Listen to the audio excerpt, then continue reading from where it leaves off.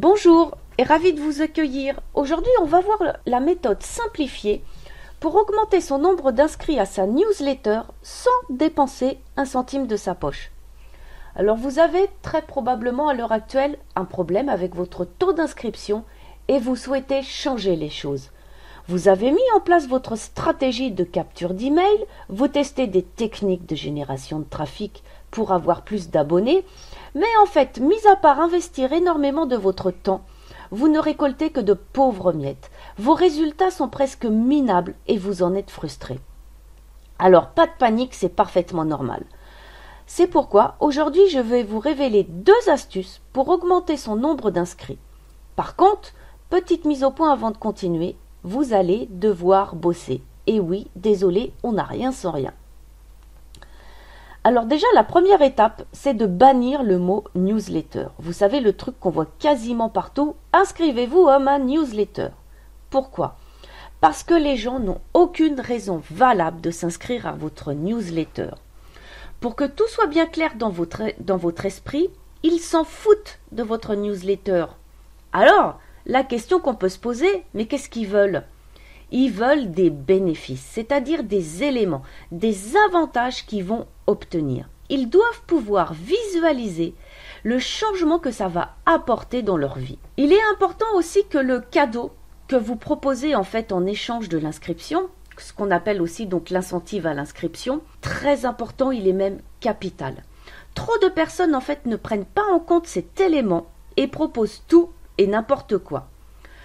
En fait, quand vous créez un produit d'information, vous allez donc tenir compte des besoins, des problèmes urgents que rencontre votre audience cible.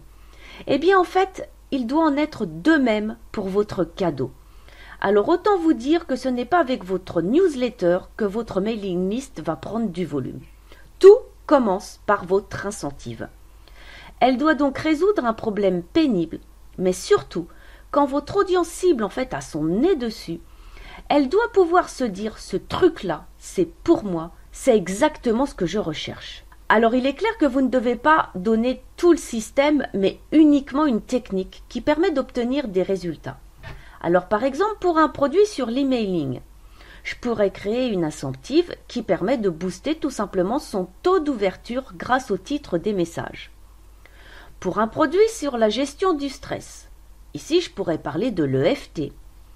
Pour un produit sur le fait de lancer un business en ligne, je pourrais traiter de l'avatar client, etc., etc. Et ensuite, trouvez un titre pour votre incentive qui suscite la curiosité avec du mystère. Et le tour est presque joué. Il faut aussi vous intéresser de près à votre appel à l'action, c'est-à-dire votre call to action. Souvent, on voit un peu tout et n'importe quoi. Télécharger, accéder. Alors effectivement, c'est bien car c'est pas agressif, mais ça reste vague. Alors qu'est-ce que j'entends par là ? Ça n'implique pas le fait de recevoir quelque chose par email. Je m'explique. Vous avez votre formulaire avec un appel à l'action, accéder à machin truc. Cela signifie pour votre prospect qui va par exemple accéder immédiatement après avoir validé le formulaire à votre cadeau. Alors que si vous indiquez sur votre appel à l'action, recevez truc bidule chouette. Là, vos prospects vont comprendre qu'ils vont le recevoir par email, d'où l'intérêt pour eux d'indiquer une adresse mail valide. En clair, utilisez le verbe recevoir pour votre call to action.